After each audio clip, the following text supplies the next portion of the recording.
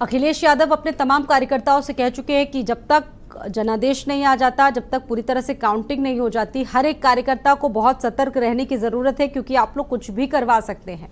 विश्वास नहीं है आलोक जी? हम चुनाव नहीं करा रहे हैं, चुनाव आयोग चुनाव करा रहे हैं।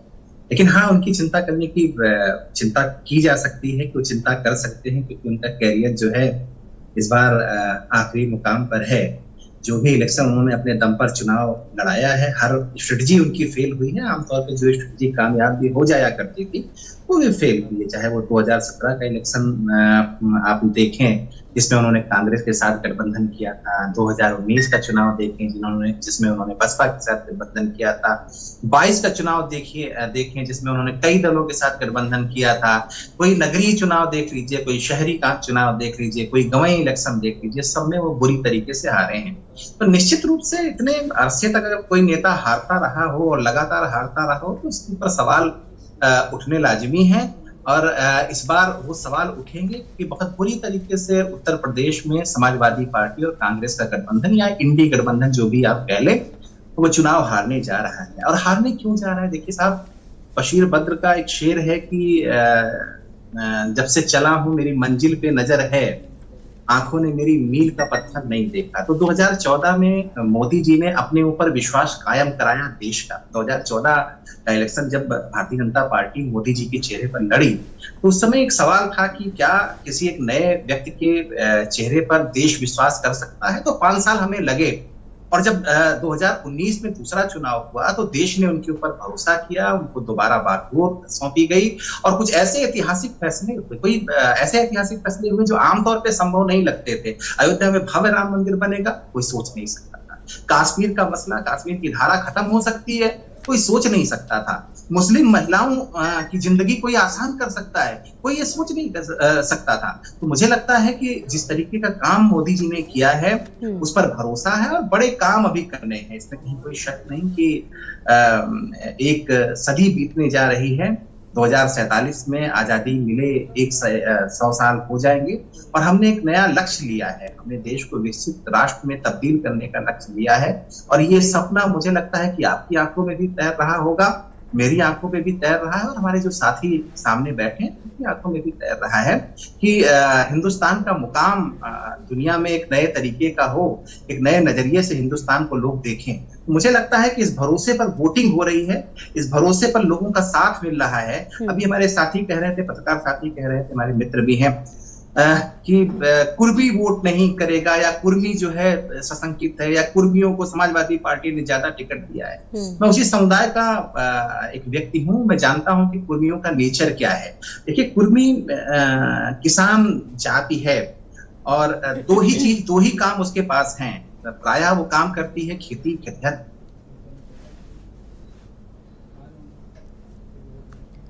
चलिए ठीक है, वापस लौटेंगे देवकी नंदन मिश्रा जी। पूर्वांचल की लड़ाई में देखा जाता है कि जाति की भूमिका काफ़ी बड़ी होती है। एक समय ब्राह्मण और राजपूत चुनाव की दशा और दिशा को तय करते थे, लेकिन अब बीजेपी के सामने जातियों के जो चुनावी चक्रव्यूह है उसको तोड़ना भी एक बड़ी चुनौती है। हालांकि आलोक जी लगातार दावा कर रहे हैं कि जात पात से अलग उठकर वो राजनीति करते, उनकी पार्टी राजनीति करती, लेकिन अभी भी देश में जाति पर बड़ा फोकस है। आपने भी देखा होगा जातियों के आधार पर टिकट वितरण होते हैं। नहीं स्वाति जी, देखिए मैं इसको थोड़ा विस्तार से बताऊंगा। आलोक मेरे अनुज हैं। 2014 का चुनाव इस देश में जब लड़ा गया तो कांग्रेस के करप्शन के खिलाफ लड़ा गया और इस चुनाव को सिर्फ भारतीय जनता पार्टी ने नहीं लड़ा, बहुत सारे अफसरों ने लड़ा, बहुत सारी पब्लिक ने लड़ा और पूरे देश की मीडिया ने चुनाव लड़ा। तो भारतीय जनता पार्टी 2014 में सत्ता में आई। नरेंद्र मोदी एक ऐसे व्यक्ति, एक महामानव के रूप में प्रस्तुत हुए। ऐसा लगा कि पूरे देश की तस्वीर और तकदीर वो बदल सकते हैं। अब आइए 2019 में। 2019 तक नरेंद्र मोदी जी के खिलाफ इतनी एंटी इनकम्बेंसी हो गई थी। अक्टूबर में 2018 तक की बात करूंगा, इतनी एंटी इनकम्बेंसी हो गई थी कि अगर बालाकोट स्ट्राइक नहीं हुई होती तो शायद नरेंद्र मोदी जी के लिए 2019 का चुनाव अंतिम चुनाव होता। 2014 और 2019 में 0.67% वोट का डिफरेंस है केवल।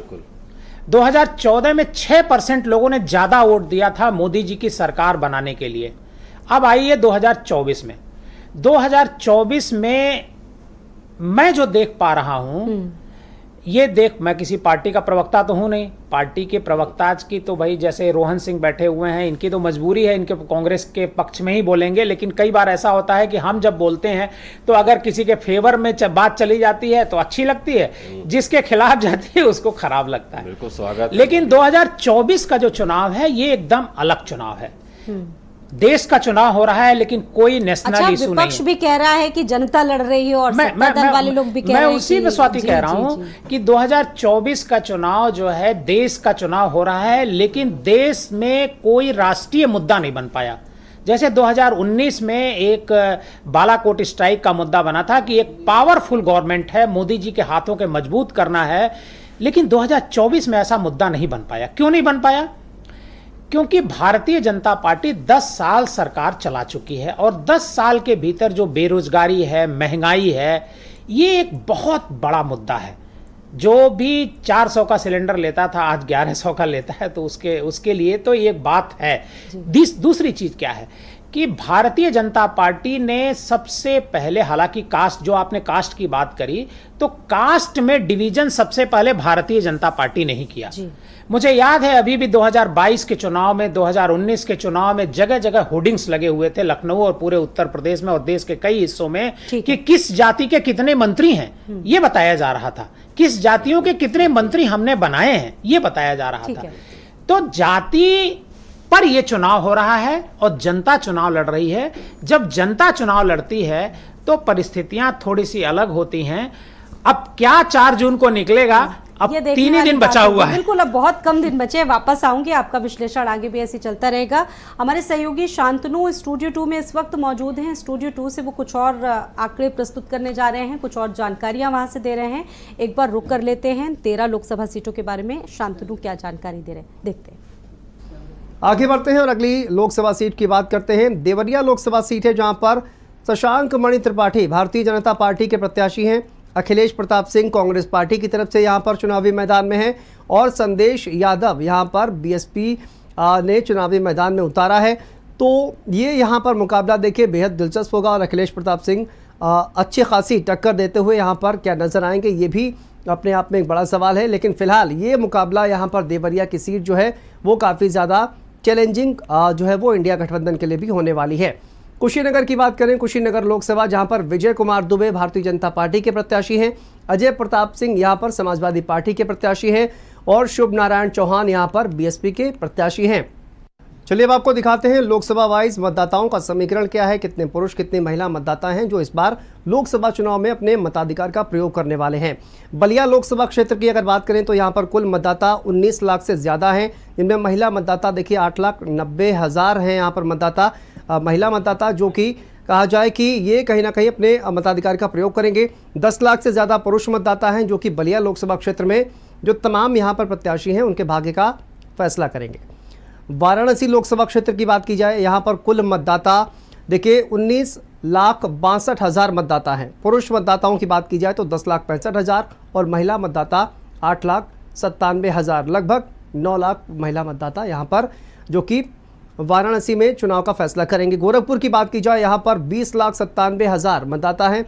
पुरुष मतदाता 11,23,000 हैं, महिला मतदाता 9,73,000।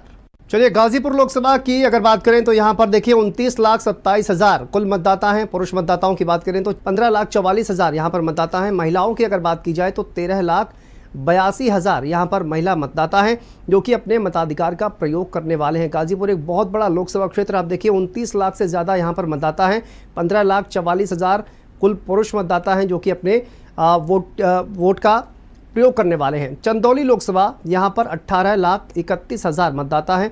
पुरुष की बात करें तो 9 लाख से ज़्यादा और महिला वोटर्स की अगर बात करें तो लगभग 8.5 लाख यहाँ पर मतदाता अपने मताधिकार का प्रयोग करते हुए नजर आएंगे।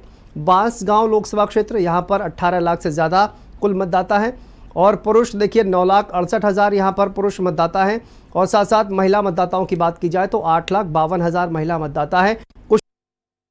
तो देखिए 7वें चरण का मतदान और 13 लोकसभा सीटें हैं उत्तर प्रदेश की जहां पर मतदान हो रहा है। और आपको बता दें कि 13 लोकसभा सीटें, जिनमें से देखिए वाराणसी सीट भी शामिल है, जिसमें प्रधानमंत्री नरेंद्र मोदी खुद ही यहां पर चुनावी मैदान में है और ये उनका संसदीय क्षेत्र है। वाराणसी से मुकाबला किस तरह का है और यहाँ पर प्रत्याशी कौन कौन है वो भी आपको दिखाएंगे। साथ ही 13 लोकसभा सीटें कौन कौन सी हैं वो भी आपको बताएंगे, क्योंकि ये 13 लोकसभा सीटें उत्तर प्रदेश की हैं जहाँ पर कहा जाए कि दिलचस्प मुकाबला है। 7वां चरण है, सभी की निगाहें इस पर बनी हुई हैं।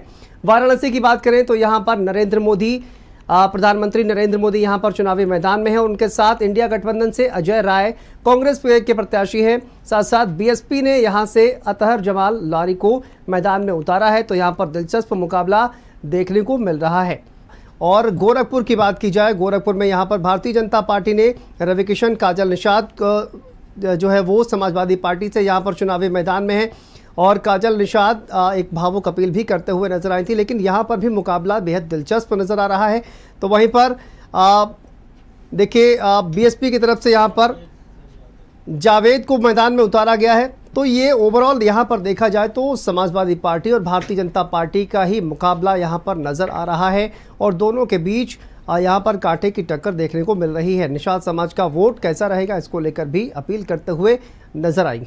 गाजीपुर की बात करते हैं। यहाँ पर देखिए पारसनाथ राय भारतीय जनता पार्टी के प्रत्याशी हैं, अफजाल अंसारी समाजवादी पार्टी के प्रत्याशी हैं, यहाँ पर उमेश सिंह यहाँ पर बीएसपी के प्रत्याशी हैं। लेकिन जो सीधा मुकाबला है वो हम आपको बता दें भारतीय जनता पार्टी और समाजवादी पार्टी के बीच में दिखाई दे रहा है। अफजाल अंसारी यहाँ पर चुनावी मैदान में है और मुख्तार अंसारी के बाद ये पहला चुनाव होगा जब कहा जाए कि अफजाल अंसारी यहां पर मैदान में होंगे और गाजीपुर का मुकाबला बेहद दिलचस्प देखने को मिलेगा। चलिए आगे बढ़ते हैं और बात करते हैं मिर्जापुर लोकसभा सीट की। मिर्जापुर लोकसभा सीट देखिए एक बेहद दिलचस्प ये सीट है और यहां पर भी काफ़ी ज़्यादा चर्चा अनुप्रिया पटेल के बयान की रही, जिसमें राजा भैया पर उन्होंने बयान दिया। लेकिन यहाँ पर अनुप्रिया पटेल एनडीए की प्रत्याशी हैं, तो वहीं पर रमेश चंद्र बिंद को समाजवादी पार्टी ने चुनावी मैदान में उतारा है। बीएसपी की बात की जाए तो बीएसपी ने मनीष त्रिपाठी को यहां से चुनावी मैदान में उतारा है। ऐसे में मुकाबला बेहद दिलचस्प यहां पर नजर आ रहा है और राजा भैया पर टिप्पणी के बाद तो जो पूरा मुकाबला है उसमें एक परिवर्तन भी नजर आया है। काफ़ी ज़्यादा चर्चा भी इस सीट की हो रही है। और अब बात करते हैं बलिया लोकसभा सीट की। नीरज शेखर यहां से बीजेपी के प्रत्याशी बनाए गए हैं, जबकि सनातन पांडे को समाजवादी पार्टी ने यहां से प्रत्याशी बनाया गया है। और बीएसपी की अगर बात की जाए तो बीएसपी ने यहां पर लल्लन सिंह यादव को चुनावी मैदान में उतारा है। तो बलिया लोकसभा सीट, इस पर भी सभी की निगाहें रहेंगी कि नीरज शेखर आखिर यहां पर किस तरह का प्रदर्शन करते हैं। चलिए अब आगे बढ़ते हैं और लोकसभा क्षेत्र बात करते हैं घोसी की। घोसी लोकसभा क्षेत्र है जहां पर अरविंद राजभर, ओम प्रकाश राजभर के ये बेटे हैं और सुभाषपा के प्रत्याशी हैं। एनडीए का हिस्सा है। राजीव राय से इनका मुकाबला है जो कि समाजवादी पार्टी से चुनावी मैदान में है। और यहाँ पर बालकृष्ण चौहान को बीएसपी ने चुनावी मैदान में उतारा है। तो यहाँ पर भी एक दिलचस्प मुकाबला देखने को मिलेगा। और अब आगे बढ़ते हैं, बात करते हैं बांसगांव लोकसभा सीट की। यहाँ पर बीजेपी ने कमलेश पासवान को चुनावी मैदान में उतारा है। तो वहीं पर कांग्रेस की अगर बात की जाए तो सतल प्रसाद यहाँ से कांग्रेस के प्रत्याशी हैं। डॉक्टर राम समुज को बीएसपी ने चुनावी मैदान में उतारा है। तो यहाँ पर भी देखना दिलचस्प होगा कि आखिर बांसगांव लोकसभा क्षेत्र किसके झोली में जाता है। और अब बात करते हैं चंदौली लोकसभा क्षेत्र की। यहाँ पर डॉक्टर महेंद्र नाथ पांडे पूर्व मंत्री भी हैं, भारतीय जनता पार्टी ने इनको चुनावी मैदान में उतारा है। और बीजेपी की तरफ से देखिए डॉक्टर महेंद्र नाथ पांडे। समाजवादी पार्टी की बात करें तो यहाँ पर वीरेंद्र सिंह समाजवादी पार्टी की तरफ से चुनावी मैदान में है। सत्येंद्र कुमार मौर्य को बीएसपी ने चुनावी मैदान में उतारा है। तो ये सीट जो है वो भी बेहद दिलचस्प है, चंदौली की सीट। तो शांतनु तमाम सीटों का हाल बता रहे हैं और वहाँ पर साथ ही साथ क्या चीज़ें रही हैं और किस तरीके से वहाँ पर प्रत्याशी उतारेंगे और साथ ही साथ वहाँ के आंकड़े क्या है, शांतनु बता रहे थे। अभी नंदिनी भी मौजूद हैं स्टूडियो 2 से। नंदिनी बताएंगी कि अभी तक का जो वोटिंग परसेंटेज रहा है लोकसभा की जो 13 सीटें उत्तर प्रदेश में जहाँ पर वोटिंग चल रही है वहाँ का वोटिंग परसेंटेज क्या रहा है, नंदिनी बताएंगी। बिल्कुल स्वाति, देखिए लोकसभा चुनाव का आखिरी चरण है ये और यूपी की अगर हम बात करते हैं तो यहाँ पर 13 लोकसभा सीटों पर वोटिंग चल रही है सुबह से ही और शाम के 6 बजे तक चलने वाली है। तमाम दिग्गज हैं जिनकी किस्मत आज ईवीएम में कैद होने वाली। चलिए मतदान प्रतिशत को जान लेते हैं। महाराजगंज की बात करते हैं तो यहाँ पर देखिए 14% से अधिक मतदान हुआ है। गोरखपुर में 12% से यहाँ पर अभी तक मतदान हुआ है। तो ये महाराजगंज और गोरखपुर की हमने आपको बताई है कि मतदान फीसदी क्या कुछ है। और देखिए अब कुशीनगर की बात करते हैं तो यहाँ पर 13% से अधिक मतदान हुआ है अभी तक, और देवरिया में 13% तक अभी तक यहाँ पर मतदान हुआ है। तो वोटिंग परसेंटेज लगातार हम आपको बता रहे हैं, देखिए सुबह से ही मतदान चल रही है। और बांसगांव की अगर हम बात करते हैं तो यहाँ पर 10% से अधिक मतदान हुआ है अभी तक। घोसी में भी देखिए 10% से यहाँ पर अधिक मतदान हुआ है। और चलिए आगे बढ़ते हैं, अब हम बात करेंगे सलेमपुर की। अगर सलेमपुर की बात करते हैं तो यहाँ पर देखिए 13% से यहाँ पर भी अभी तक मतदान हुआ है, और वहीं बलिया में भी 13% से अधिक यहाँ पर अभी तक मतदान हुआ है। लगातार सुबह से देखिए वोटिंग चल रही है। और अब हम बात करते हैं गाजीपुर की, तो यहाँ पर देखिए 13.32% अभी तक मतदान हुआ है। वहीं चंदौली की बात करते हैं तो यहाँ पर 14.34% अभी तक मतदान हुआ है। तो लगातार 13 सीटों पर मतदान हो रहा है। और चलिए आगे बढ़ते हैं, अब हम बात करेंगे वाराणसी लोकसभा सीट की, तो यहाँ पर 12% से अधिक मतदान हुआ है। और मिर्जापुर की अगर बात करते हैं तो यहाँ पर 14% से अधिक मतदान हुआ है, और अभी तक क्या ये वोटिंग परसेंटेज हम आपको बता रहे हैं। चलिए आगे बढ़ते हैं, रॉबर्ट्सगंज की अगर हम बात करते हैं तो यहाँ पर 10% से अधिक मतदान हुआ है। वहीं दुधे विधानसभा में 11% से अधिक मतदान हुआ है अभी तक का। और चलिए अब रुक करते हैं स्टूडियो का, लगातार सहयोगी स्वाति हमारे साथ बनी हुई हैं। धन्यवाद नंदिनी जानकारी देने के लिए। तो देखिए विश्लेषण लगातार चुनाव का हो रहा है, और इस बार जो एक्सपर्ट्स हैं वो बता रहे हैं कि बीजेपी के लिए भी बड़ी चुनौती बना हुआ है, क्योंकि अब लगातार तमाम मुद्दे विपक्ष ने उठाए, कांग्रेस समेत समाजवादी पार्टी ने तमाम मुद्दे उठाए, जिनको लेकर अब वोटर्स का मूड भी बदलता हुआ नजर आ रहा है। और अब तमाम ऐसी सीटें हैं जहां पर कड़ी जो टक्कर है वो देखने को मिल रही है। हालांकि तमाम दलों का दावा है और तमाम दल अपनी आश्वस्तता पूरी तरह से जता चुके हैं, जाहिर कर चुके हैं कि उनके यहाँ वोटिंग बहुत अच्छी हो रही है और उनके जो नतीजे हैं उन्हीं के पक्ष में जाएंगे। तमाम जो इस वक्त पैनलिस्ट हैं वो मेरे साथ मौजूद हैं। इस वक्त मेरे साथ चंचल यादव जी भी जुड़ चुके हैं, समाजवादी पार्टी से प्रवक्ता। चंचल यादव जी, बहुत स्वागत है आपका। उत्तर प्रदेश का ये 7वां चरण और आखिरी चरण, और इसी के साथ समापन चुनाव का, अब उसके बाद 4 जून का इंतजार रहेगा देश भर में, किस तरीके से देख रहे हैं? देखिए निश्चित तौर से स्वाति जी, एक चीज़ तो समझना है कि सरकार जो है जिस तरीके से 10 सालों में प्रधानमंत्री मोदी जी ने जनता को केवल झूठे वादों और जो है झांसे में, केवल आपको याद होगा स्टार्टिंग में जब प्रधानमंत्री 2014 में बड़ी बड़ी बातें करते थे, 60 साल बनाम 60 महीने मांगा करते थे, जनता ने उन्हें 120 महीने दे दिया। उसके बाद भी पूरे चुनाव के दौरान एक चीज़ आपको समझ में आई होगी, प्रधानमंत्री जी ने अकबक बोलते रहे लेकिन कभी मुद्दों पे बात नहीं की। अब मांस की बात करते थे, मछली की बात करते थे, मंगलसूत्र की बात करते थे, भैंस की बात करते थे, गाय की बात करते थे।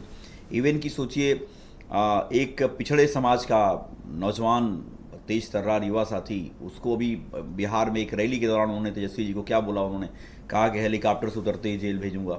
तो बहुत सारी बातें ये किया करते थे, लेकिन कभी उन्होंने महंगाई की बात नहीं की। मणिपुर में इतनी बड़ी त्रासदी हुई और आज भी वहाँ पे जो है अमन चैन नहीं है, उसका नाम तक नहीं प्रधानमंत्री जी ने आज तक लिया, पूरे चुनाव के दौरान, पूरे उसके पहले भी, संसद से लेकर हर जगह। इसके अलावा अगर आप देखें, आज महंगाई की बात कर लें, आज महंगाई 7वें आसमान पर है। भ्रष्टाचार की आज पूरी दुनिया में चर्चा हो रही है। अगर आप देखो तो पूरी दुनिया में अगर किसी प्रधानमंत्री ने आज तक के इतिहास में भारत की छवि को खराब करने का काम किया तो आदरणीय प्रधानमंत्री जी ने काम किया। आपको याद होगा, चंदा दो धंधा लो पूरी दुनिया का टॉप ट्रेंडिंग रहा उस समय जब इलेक्टोरल बॉन्ड की बात हो रही थी। लेकिन मैं तो धन्यवाद करूंगा आपके चैनल का, कम से कम आप लोगों ने लोकतंत्र के चौथे पायदान को कम से कम आप लोगों ने मजबूती से पकड़ रखा है। और लेकिन वहीं पर जो दूसरे लोग हैं वो उन्होंने चर्चा तक नहीं की, और पूरी दुनिया में इस बात की चर्चा हुई, टॉप ट्रेंडिंग रहा चंदा दो धंधा लो। और बीजेपी के लोग सोचिए, इनका चेहरा आम जनता में 2024 में पूरी तरीके से सामने आ चुका है। प्रधानमंत्री जी बड़ी बड़ी बातें करते थे, मन से भारत माता की जय, भारत माता की जय, भारत माता की जय चिल्लाते थे। और सोचिए, पाकिस्तान की कंपनियों से चंदा लेने का काम किया। जो लोग सुबह सुबह उठ करके गौमूत्र पीने की बात करते हैं, जो लोग गाय माता को पूजने की बात करते हैं, हम सब भी पूजते हैं, हमारे घर में गौ पालन भी होता है। जो लोग झूठे लोग हैं, केवल झांसेबाज लोग हैं, जो गाय का उनको कोई मतलब भी नहीं होता है। मैं समझ रही हूं आपकी, आपका बस 10 सेकंड बात आ जाती है। वो लोग स्लाटर हाउस से चंदा लिए। चंचल यादव जी, हाँ, चुनाव चल रहा है, इन सब बातों पर चर्चा हो रही है जी। मैं बताऊं स्वाति जी, आज मैं गांव भी, हम लोग गांव घूमे हैं। मैं आजमगढ़ था, लालगंज में था, मऊ भी, घोसी भी रहा, गाजीपुर भी गया, और भी कई जगह हम लोग चुनाव कराए। मैं आपको बता दूं कि हर जगह इस बात की चर्चा है, हर व्यक्ति, हर महिलाएं, मैं बता दूं जो ये वैक्सीन, गांव की औरतें इस बात से डरी सहमी हुई हैं। न जाने किस घड़ी जिंदगी की शाम हो जाए। उनके मन में डर है, भय है। आज लोग, गांव का व्यक्ति इतना भय में जी रहा है। अब आप विश्वास नहीं करोगे, हम लोग जो है राजनीतिक लोग हैं, जब कोई मरना जीना होता है तो हम लोग पहुंचते हैं अंगना करने के लिए। लोगों के पास जा रहे हैं, आए दिन घटनाएं घट रही हैं। मैं अभी लोहिया से मैं थोड़ी 10 मिनट समय लेट हुआ है, एक हमारे क्षेत्र से बेचारे भर्ती कराने के लिए मैं गया था, बेड नहीं है, रात में गया था। ये हालत है। तो आम जनमानस में जो प्रमुख समस्याएं, ये चुनाव उन मुद्दों पे है। ये मुद्दे, और मोदी जी के झांसे वैक्सीनेशन वाला जो आपने मुद्दा बताया, ये भी एक प्रमुख मुद्दा, बहुत बड़ा मुद्दा है गांव में। बता आपको लगता है कि ये मुद्दा बनेगा, इस पर लोग बहुत बड़ा मुद्दा देंगे? मैडम, बता दूं। और एक जो दूसरी बात बता दूं, जो मैं जो आदरणीय राष्ट्रीय अध्यक्ष जी ने जो बेहतरीन समीकरण बनाया उत्तर प्रदेश में, और जो हमारा इंडिया गठबंधन है, पीडीए, और आपने देखा होगा जिस तरीके से एक एक सीट पे जो है इतनी बेहतरीन मॉनिटरिंग राष्ट्रीय अध्यक्ष जी ने की। मैं बता दूं कि आने वाले समय में 4 जून को आप देखेंगे 80 की 80 सीटें जो है हम लोग जितने जा रहे हैं। हो सकता है एक सीट पे बहुत तगड़ी लड़ाई चल रही है। अब प्रधानमंत्री का ध्यान उधर ही तरफ है, वो ध्यान पे गए हैं, लेकिन ध्यान उनका इधर ही है। और कैमरे के साथ जो ध्यान लगाए हुए पड़े हैं, देश की जनता देख रही है किस तरीके से गुमराह किया जा रहा है। ठीक है आलोक जी, अभी आपने सुना होगा चंचल यादव का, वैक्सीनेशन समेत तमाम मुद्दे उन्होंने उठाए बहुत जोरदार तरीके से। क्या जवाब है? और लगातार उठा रहे हैं ये लोग ये मुद्दे।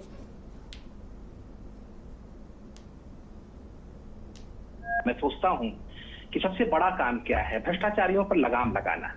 मुझे याद है 2017 के पहले अखिलेश यादव जी और शिवपाल यादव जी के बीच जो मनमुटाव हुआ था, वो गायत्री प्रजापति के नाम पर हुआ था। और गायत्री प्रजापति क्या करते थे, कौन उनको सहारा देता था, किसका उनके ऊपर हाथ था, ये बताने की जरूरत मुझे कम से कम भारत समाचार को नहीं लगता कि मुझे बताने की जरूरत है। गायत्री प्रजापति पे लगाम लगाने के लिए, उनके करप्शन पे लगाम लगाने के लिए, वो जो लूट रहे थे, जो खुलेआम लूट रहे थे, उसी वजह से समाजवादी पार्टी के भीतर का झगड़ा है। आज ऐसे सारे भ्रष्टाचारियों पे कोई भी जो सत्ता का फायदा उठाता था और देश को लूटता था, आज उनके ऊपर मोदी जी ने लगाम लगाई है। आज सीबीआई उनकी जेल जांच करती है। आज जो है जो देश की एजेंसियां हैं उनकी जांच करती है। और इससे बड़ी घबराहट है। क्यों परेशान है साहब? अगर तेजस्वी यादव के लिए सवाल उठाया गया कि अगर तीसरी बार हम आएंगे, और निश्चित रूप से हम और अच्छी तरह। फिलहाल एक छोटा सा ब्रेक यहाँ लेना होगा। एक छोटे से ब्रेक के लिए यहाँ रुक रहे हैं। हमारी चर्चा लगातार जारी रहेगी।